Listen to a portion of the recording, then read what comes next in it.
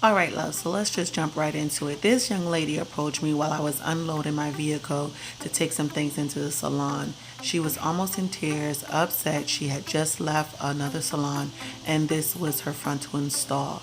Heartbroken, she asked could I please do anything to fix this frontal before she goes out of town on vacation, which was like literally 2 days later.